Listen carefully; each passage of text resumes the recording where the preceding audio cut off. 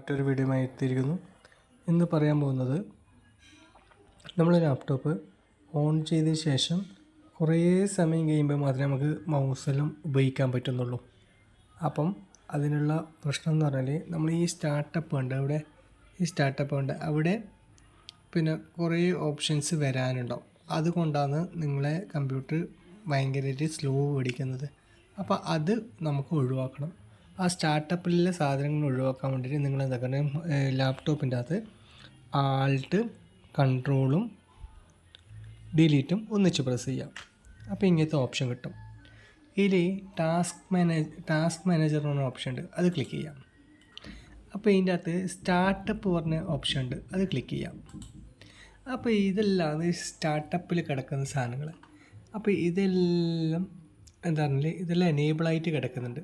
അപ്പോൾ നമുക്ക് just click ചെയ്തിട്ട് റൈറ്റ് ബട്ടൺ അടിക്കാം, അതിന് ഡിസേബിൾ കൊടുക്കാം.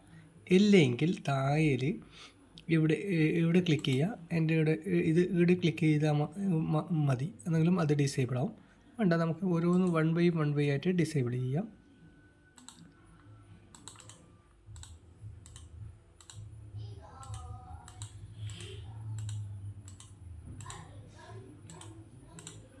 ഇതെല്ലാം ഡിസേബിൾ ആണ്. ഇതിൻ്റെ അകത്ത് എത്രയുണ്ടോ അതെല്ലാം ഡിസേബിൾ ചെയ്യുക.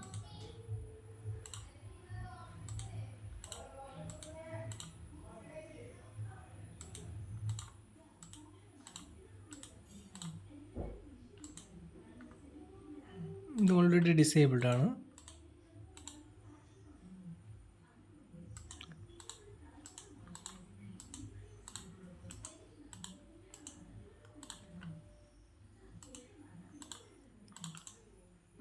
ഇതെല്ലാം ഡിസേബിളായി.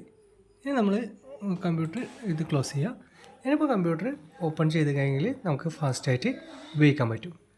Okay, thank you. നിങ്ങളൊന്ന് ട്രൈ ചെയ്ത് നോക്കൂ. Okay, thank you.